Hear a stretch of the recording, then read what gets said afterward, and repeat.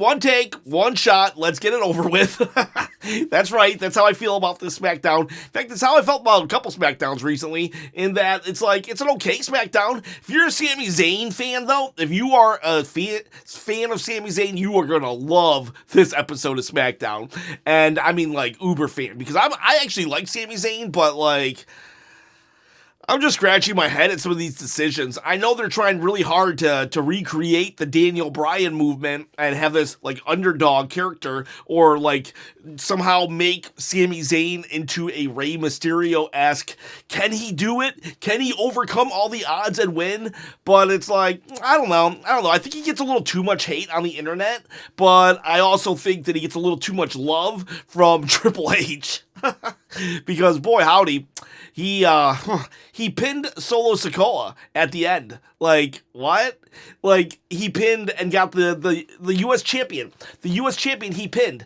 This is like, what, Solo's like 4th or 5th time getting pinned since becoming the U.S. champ? The dude had Tonga Loa and JC Mateo with his stupid name on the same tag team, and Solo took the pin.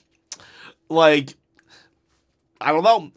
That's a decision. That's a decision. It devalues the U.S. title. It devalues the U.S. title. And this is like, you know, the U.S. title's a cool title. It's a cool title. It's never been my favorite, but I kind of like it. Like, does Triple H just, I don't know. What's going on here? I'm like flabbergasted. I am flabbergasted. My gastes are flabbered with how we treat Solo Sikoa. The guy's money. The guy is so money that, like, but he's just going to get pinned. Last week he gets pinned by Sami Zayn. This week he gets pinned by Sami Zayn, but Sami's the underdog. Sami is such the underdog, but Sami can just win. I don't know. Do you guys still want this title? Do you gals still want this title? Because I'm giving it away. But maybe you don't want it anymore. Maybe you're like, you know, why would I want that title? Why would I want that title, Chop? Nobody ever wins with it. Well, I don't know. If you want to win the title, all you got to do is comment below, subscribe to the channel, hit the bell notification. Please do it, because I'm trying to quit my day job. I made a decision. At 30,000 subscribers, I'm going to quit my day job. And is that enough for me to live? No. Honestly, it's not, but I don't care. They're gonna fire me anyways. This SmackDown has put me in a I don't care mood. I don't care, and I do care. I love wrestling, and I don't like to be in an I don't care mood about it, because I just don't get it. I don't get it. So this is the setup, right, of the Sami situation. And he's over. The fans are cheering for Sami Zayn, so, like, he's definitely over. But, like, can't we protect Solo? So Solo Sikoa comes out, and he's like, yeah, you know, talking, he's great, he's funny. And then Sami comes out. And says, I've come to SmackDown. You cost me my shot at getting the world championship, so now I've come to SmackDown. Even though, like a couple months ago, Paul Heyman actually gave Sami Zayn the option, hey dude, go to SmackDown, and we will get you a title shot against Randy Orton or John Cena, who's ever the champion is. And Sami's like, no, I'm going to do it the right way. And so now here he is without a championship, going to SmackDown anyways, fighting for the U.S. title. Apparently he's never had the U.S. title though. So he went. So anyways, he goes to Solo and says, I want the U.S. title, and Solo, being funny and being awesome and being great and amazing, and just Solo Sikoa, says, you got bug eyes. Never thought he had bug eyes, but now I kind of do.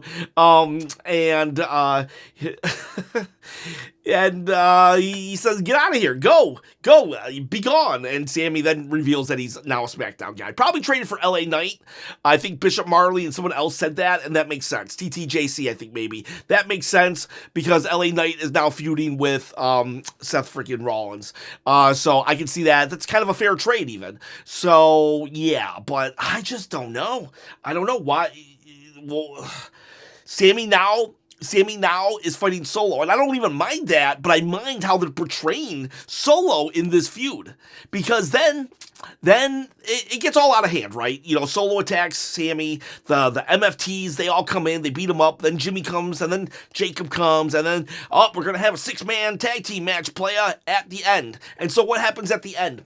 it's an all right match, right? It's an all right match. We already had a backstage segment, which I liked. I'm glad they had backstage segments. I really do like Sami Zayn interacting with the Usos, Jimmy, and then Jacob Fatu is like, I don't trust you, kind of like how Jay did. So, it had some callbacks to the bloodline, and I enjoyed that Sami Zayn. In fact, that Sami Zayn is one of my favorite characters, if not my favorite character of all time, Bloodline Sami Zayn. So I'm not a Sami hater like a lot of the internet is. And like I said, he gets big pops, big reactions in the crowd. I'm not saying let's make him into nothing. I'm saying let's make him into an actual underdog where he gets beat up, where he's not able to take on 4 people in a faction, where he loses. And so the match is happening, right? Jacob Fatu gets his moves in, Jimmy gets his moves in.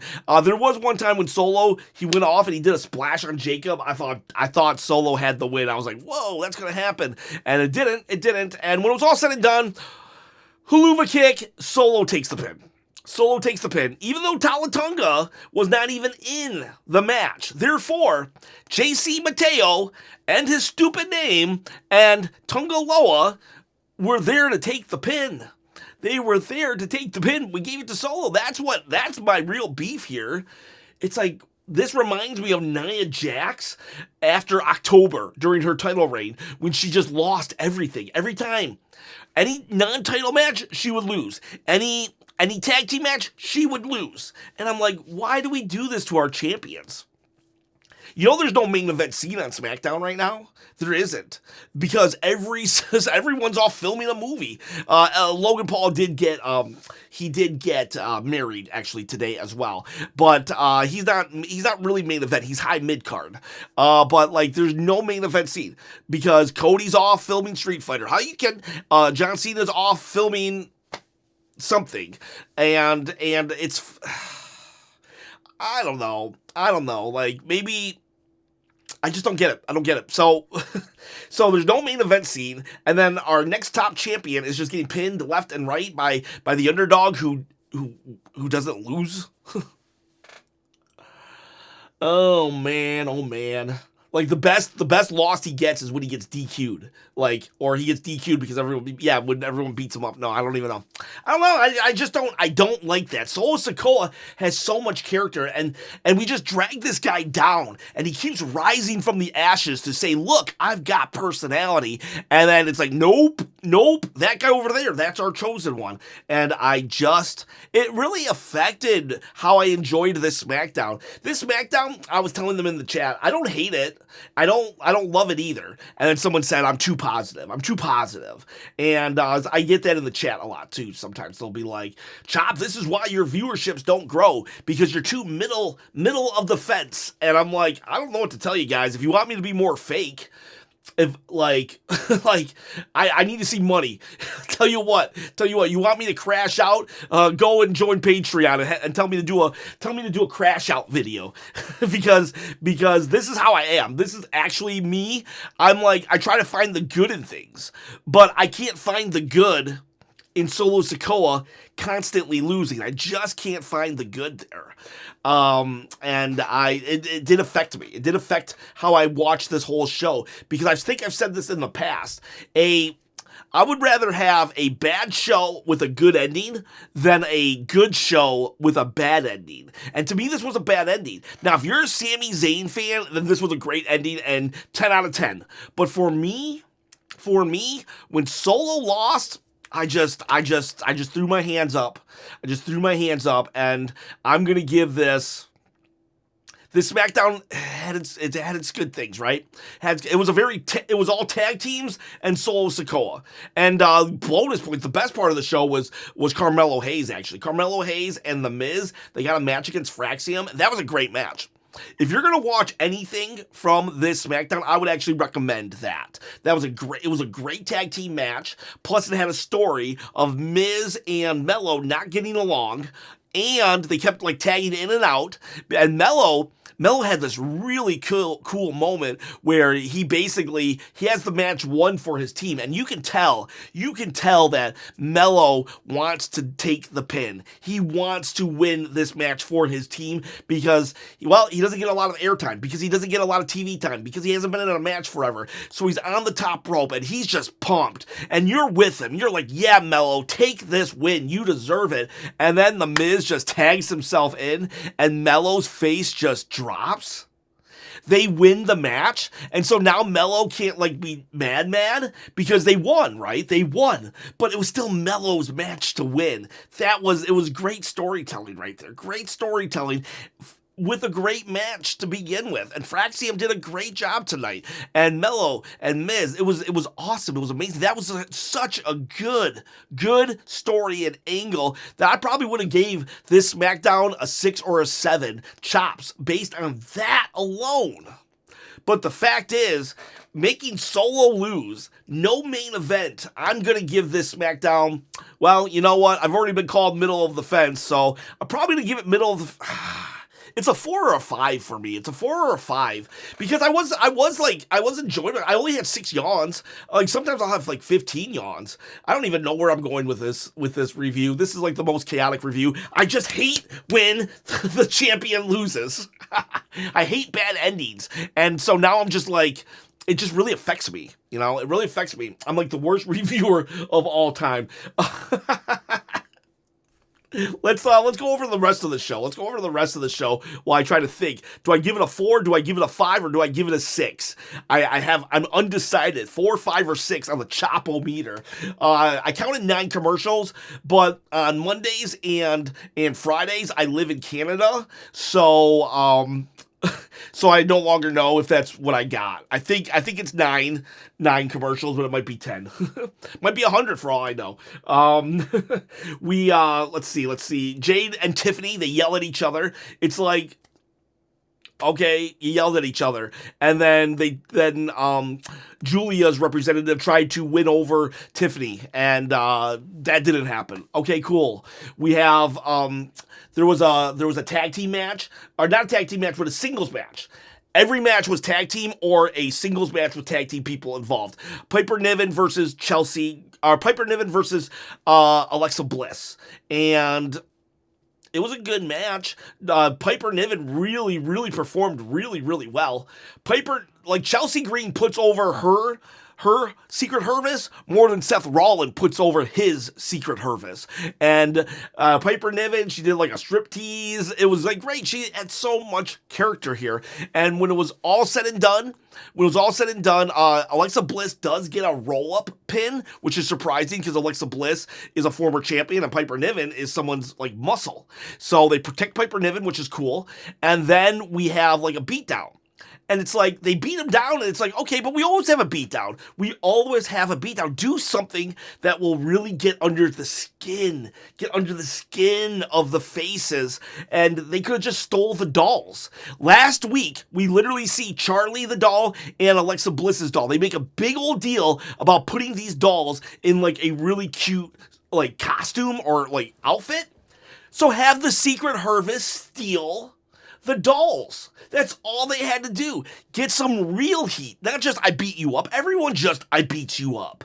Get some real heat. Steal the dolls. Next week, have a tea party with the dolls as they make fun of Bliss and Charlotte. Have a puppet show where, like, Chelsea Green is one being, like, Alexa Bliss's doll and Piper Niven's being the other, and they're just playing stupid, and that could get some good heat right there. But no, just a beat up. Like, you get there, but you don't take it all the way to greatness. You take it all the way to greatness. You know what? I'm just going to book everything. I'm going to rebook everything here. Let's just do this. That's what I've decided.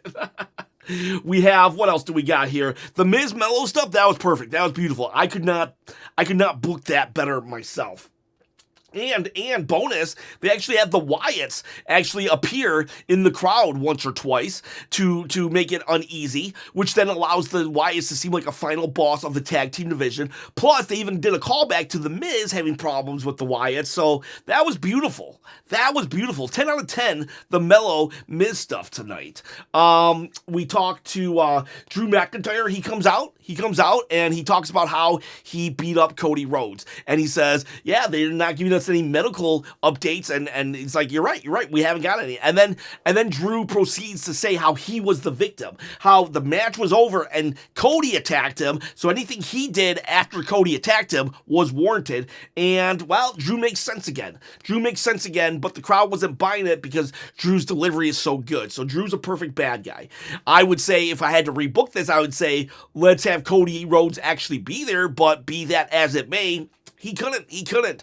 So in this situation, I would have liked for Drew to do something else. Like, he came out and he did a good interview, right? But, like, I wish he would have, like, I don't know. He probably should have made Joe feel uncomfortable. He should have said, Joe, get in here. I want you to interview me. Let Drew McIntyre be a bully. Right? Let him be a bully, and Joe's always singing the praises of Cody Rhodes. So, like, do that. Like how whenever somebody wanted to, like, get under Stone Cold skin, they would beat up JR. Do something like that with Joe. Make Joe feel really, really uncomfortable. And that's what could have been better. And Drew could have said everything he did say. The Profits and BFAB versus DIY, that also happened. It was a decent match. The DIY lost, and it was like, I don't know how I'd really book that one different, because it was just a match. Did they lose? I can't even remember. Like, it was so not memorable that, you know, BFAB took a good bump, but then she missed her bicycle kick or something to the face, and it was just lots of tag teams. We get it. The tag team division's hot. Tag team division's awesome. I like the Wyatts. They kind of popping in, popping out. There was a backstage segment with the Street Profits and the Bloodline, or the MFTs. So it's like, let's have more tag teams.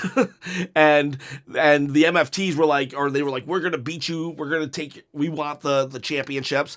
And they look back, Talatunga looks back, and I guess Eric Rowan was actually back there. So again, they're just always watching out for the tag team division. And I think that's it. Honestly, there was a Logan Paul John Cena promo, but it was all about last week. Like, why did we do a video package? Like, that's it. We could have done, like, WWE has the best video editors in all of the world. I'm not even joking. In all of the world, and all we got to see was what they did last week. John Cena and Logan Paul have a Royal Rumble. They have a Royal Rumble moment. They have Elimination Chamber moments. They have a tag team where they literally kind of got at each other's odds when they were together. Okay? They have moments where they're fighting Jey Uso and Cody Rhodes on SmackDown. And then they have last week with Logan Paul saying that John Cena has, like, sold out and to, like, he's just trying to appease the fans. They could have made a really good video package. Get a song, Limp Bizkit, I don't know, someone somewhere, get a song, put it behind that, and we could have had a cool video package that would have made us emotionally invested in this feud. But no, they were lazy, and they just gave us, oh, this happened last week. I don't want to see what happened last week. I saw what happened last week. 4. They talked me into it. The more I think about the opportunities that they missed, that's what I'm giving this SmackDown on. Was it an okay SmackDown? Yeah, it was okay, but I think there was just a lot of missed opportunities here. What are those writers doing? There was 8 writers on Unreal? Like, what are they, like, I got an idea. What if they beat each other up? That's what wrestling is. That's not an idea. What are you getting paid for? Like, and then Solo loses. Solo freaking loses. He's the champion. Chasey Mateo with his stupid name is right there. It's like, what are we doing? I'm not even mad. I'm disappointed. How about that? I'm disappointed. I'm like, you ever get to a point where you're like in an argument and you just start laughing? That's where I'm at right now. I'm like, ha ha ha, this is crazy. This is insane. Does anything else happen? R-Truth, oh, there you go. R-Truth, that was kind of a cool moment. Aleister Black went up to R-Truth, and R-Truth was all giddy that John Cena was back, but then R-Truth is like, no, then Aleister Black is like, too bad Damian doesn't have a friend. Like, R-Truth is like the friend to John Cena, and then he turns his hat back, and then he becomes Ron Killings, and he's like, you better step off or something like that. And then Black is like, there you are. Let's meet next week. So that was kind of cool. Melo wants a U.S. title shot. God, if they're going to let Sami win the U.S. title, then please let something good come out of it and let Melo beat Sami for that U.S. title. And I think that's it. Like, I'm sorry. I love wrestling. I don't love when they don't put in all their effort. When they don't put in all their effort. I work in a restaurant, and I've told people, I'm like, dude, you are so good. You are so good, but I get so mad at you because you don't put in all the effort. Because you could be better than what you are right now. And I try to speak that into people. And that's Triple H right now, or the WWE in general. You're so good, WWE, but you don't put in just that little extra to make you great and awesome. We've got the best everything right now. Production, wrestlers, longevity. There's so much upside to wrestling right now. And yet, let's just beat them up, steal the freaking dolls. Make Joe feel uncomfortable. Don't have your entire main event scene off filming movies or raise some people up. If Drew McIntyre is going to be here all the time, then give him the championship. If LA Knight's going to be here all the time, then give him the championship. Don't let your champions then get pinned all the time. Four chops. 1, 2, 3, 4. It was that ending because I was literally telling my chat, like, oh guys, it's a fine SmackDown. It's a fine SmackDown. But they pinned Solo. They pinned the US champion. I can't get behind that. I'm a Sami fan. I really do. I do like Sami. But this is not the way we do things. All right, well, if you're going to watch something, watch the Melo Miz. That was beautiful stuff right there. Boys, girls, I'm really sorry. I'm really sorry about being negative. I really am really sorry about being negative today. Some people are going to love it. They're going, oh yeah, heel chop, great chop. I'm not trying to be. I don't crash out for crash out's sake. Like, I don't want to hate watch WWE. But the inconsistencies in storytellings really aggravate me. Yeah, they really aggravate me. All right, boys, girls, let me go to bed. Hot takes. Go do a hot take. I'll be better in the morning. Have a good day.